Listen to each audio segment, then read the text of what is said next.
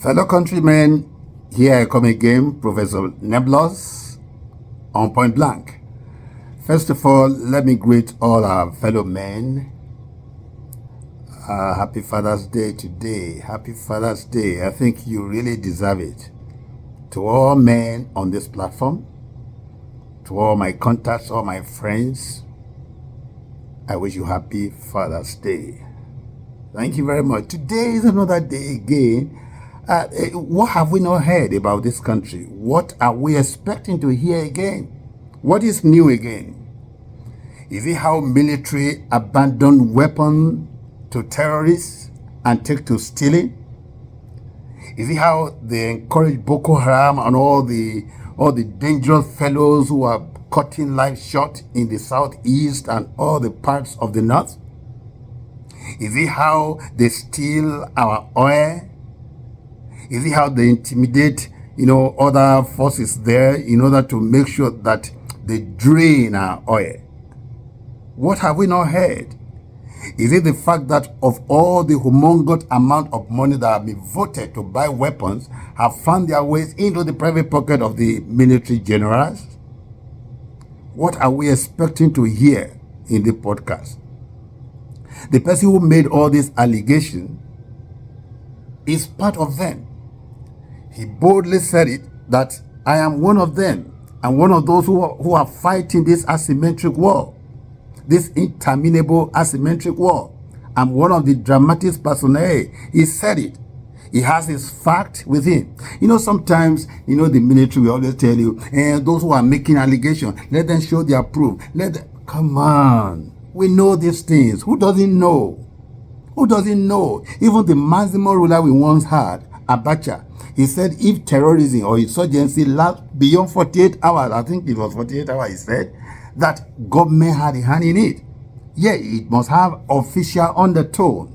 Because there is just no how some, group of individuals will subject a whole sovereign country to a kind of to ungovernable situation and without being able to curtail their power. It is just not possible. Where are they hiding? They are not ghosts. They are human beings like us. Those who are stealing our oil, the generals, according to this whistleblower, they have names. Their vessels have numbers. The vessels have destinations. These things have timelines. They know themselves. So the question we are to ask now is if President Bola Ahmed Tinubu will have enough political will to deal decisively with these enemies. That is what we'll be asking ourselves now. Does he have the will? Does he have the willpower? Will he be able to go the whole hog in dealing with these people? Yes. Asari Dokubo said that much. In fact, he has his fact with him. He talked about the genesis of all these things and the dramatic personnel, those who are participating in it, naming himself as one of them too. So what are we talking about now? So if we want our country to really get back its past glory, these individuals must be dealt with. And that is the crux of this matter. Those who are aiding and abetting armed robbers, those who are abandoning with large cache of weapons to terrorists, to be killing people, just because of to line their own pocket at the expense of the majority of Nigerians. I know these people have to be dealt with. I've always said it, that if there is no deterrent mechanism in the system of governance, evil will continue to thrive. There must be a deterrent. That is, whoever does anything that is against the law, deal with him or her, so that others will learn. That is the only way by which people learn. We are taught in our security lesson that the major deterrent to evil doing is the fear of being caught. Because even the thieves, the armed robbers, the killers, they don't want to be caught. So when this military and what have you, all of them are just doing all this evil, perpetrating evil, without anybody, curtailing their power, they continue to do it. A word is enough. Let's hear Asari Dokubo as he unveils as it mentions all the stages by which our oil is being stolen. Those who are stealing the oil, those who are deliberately abandoning their weapon to terrorists, to be killing people. The money you and I pay for. Okay? Those who are aiding and abetting armed robbers, who are aiding and abetting all the ritual killers with the hawking and dismemberment of human bodies and hawking of human spare parts in the southeast and all the other areas. So there are people behind it. Asai Tokubo talked about them. Let's listen to this man. The man is in the know. Let's meet on the other side. Thank you. I also want to say that oil theft is encouraged by the military. The military is at the center of oil theft. And we have to make this very, very clear to the Nigerian public. 99% of oil theft can be traced to the Nigerian military, the Army and the Navy especially. The Army and the Navy intimidate the civil defense, who are by status the people who are supposed to guard these pipelines. They receive a lot of money from NNPC, PCL, and the IOCs, and just across the corner, you will see a houseboat. A few meters from the houseboat, you will see an oil bunkering refinery or tapping directly from oil well heads. It is very pathetic now.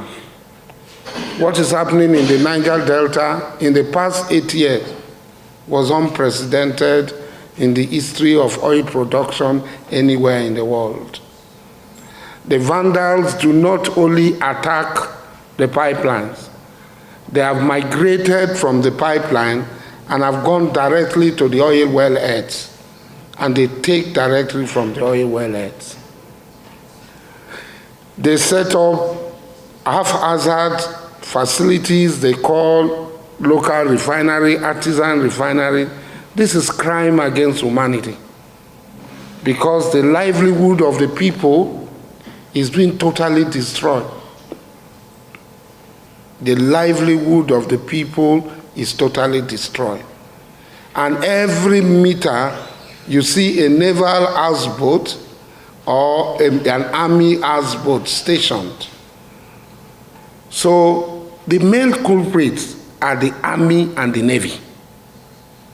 And there are notorious naval commanders who are known to be kingpins of these bunkering activities. Even if they give 1 billion contracts to everybody in the Niger Delta, because these military men are armed from the Army and the Navy, nothing will happen. The president has promised to take decisive action to make sure that this does not continue.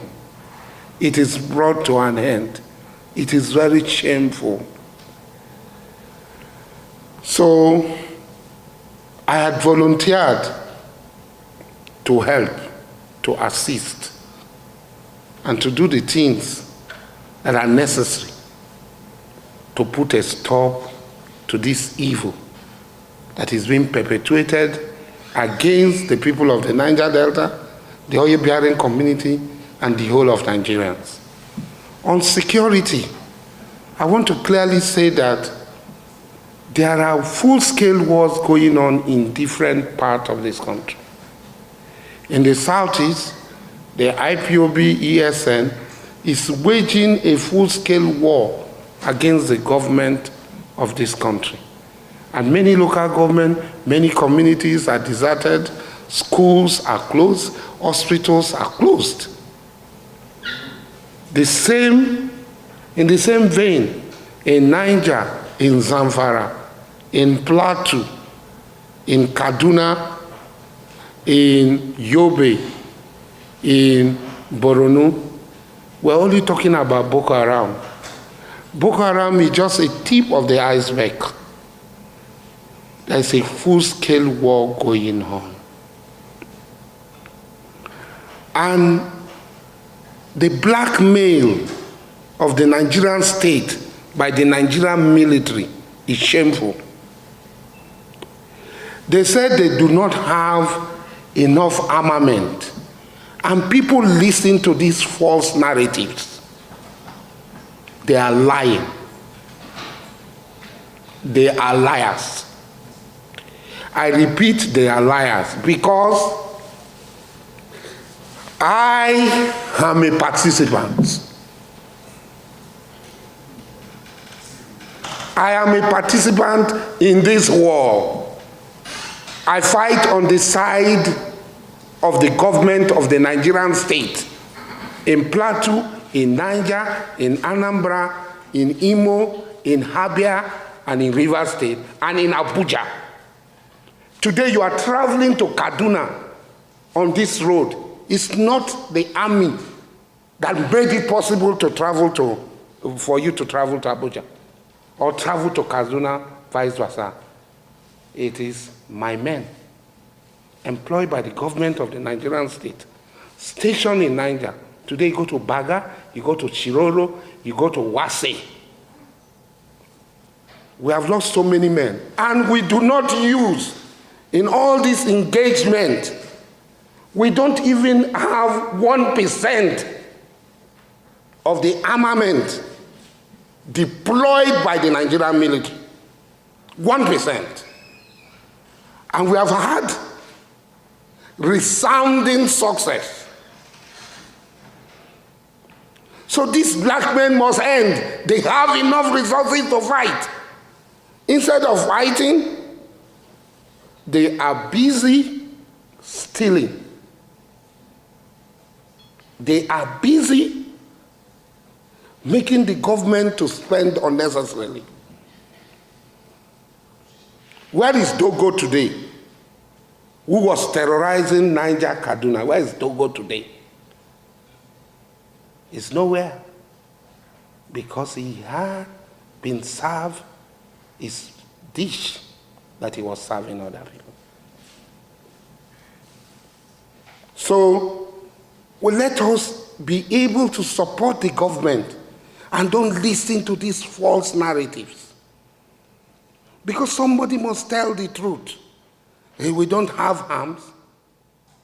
An average person is carrying 2 magazines of AK-47 bullets. The Nigerian army is carrying inside their truck 20, 30 cans. 2 magazines of AK-47 is 25 rounds of ammunition. 700 or 750 make up a can. They call it sardine. And they have 20, 25, 30 in their distance. They will leave on slight attack. They will abandon these weapons for the bandits, the insurgents, to take them, to capture them. So in actual fact, the insurgents are harvesting from the Nigerian military and police to further their insurgency. And most of these people, are they actually insurgents? They are mere criminals. They are mere criminals.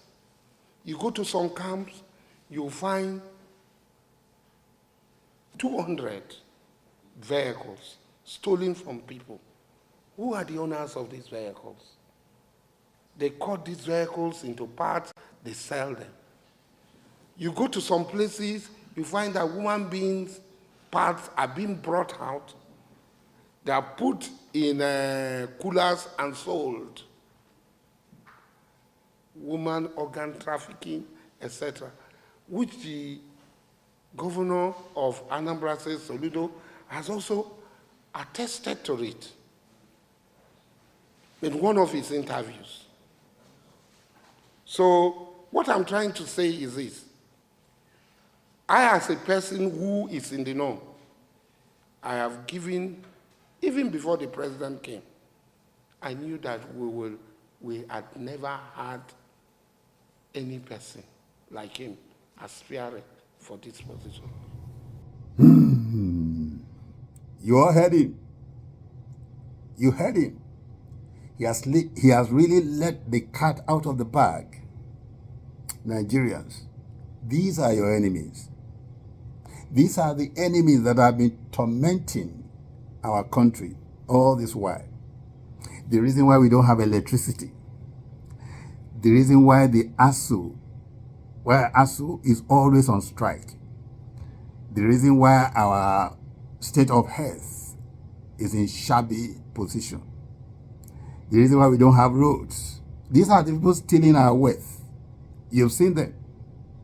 Apart from that, these are the same people dehumanizing us, killing the people anyhow. So when you abandon the weapon that the taxpayers use their money to buy, you abandon it to evil elements. They turn back to the society to begin to kill us.